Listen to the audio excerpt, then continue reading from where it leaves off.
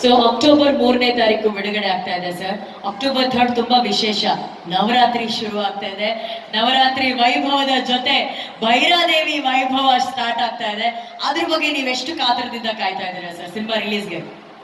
ಅಲ್ಲ ಅಂದ್ರೆ ನನಗೆ ಯಾಕಂದ್ರೆ ಈ ಹಾರರ್ ಫಿಲ್ಮ್ಸ್ ನ ಆಕ್ಟಿಂಗ್ ಮಾಡೋದು ಬೇರೆ, ಆಡಿಯನ್ಸ್ ಚೇರ್ ಅಲ್ಲಿ ಕೂತ್ಕೊಂಡು ಹಾರರ್ ಫಿಲ್ಮ್ ನೋಡೋ ಮಜಾನೇ ಬೇರೆ.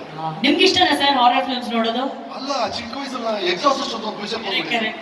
ನಾವೆಲ್ಲ ಏನೋ 7ನೇ ಕ್ಲಾಸ್ ಏನೋ ಆ ಟೈಮಲ್ಲಿ 5 ಜನ ಜೊತೆಗೆ ಫಿಲ್ಮ್ ನೋಡಕ್ ಹೋಗಿದೀವಿ, 5 ಜನ ಹುಡುಗರು.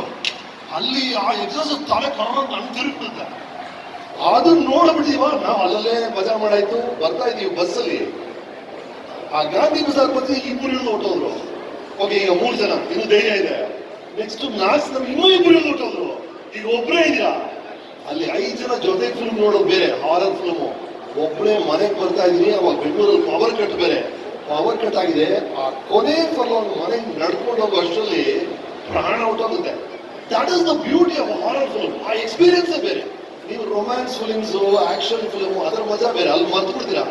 ಈ ಹಾರರ್ ಫಿಲ್ಮ್ಸ್ ಭೈರಾದೇವಿ ಅಂತ ಚಿತ್ರವನ್ನ ನೀವು ಥಿಯೇಟರ್ ನೋಡ್ಬೇಕು, ಆ ಸೌಂಡ್ ಎಫೆಕ್ಟ್ ಜೊತೆ ನೋಡ್ಬೇಕು, ಅದರ ಮಜಾ ಅನುಭವಿಸ್ಬೇಕು.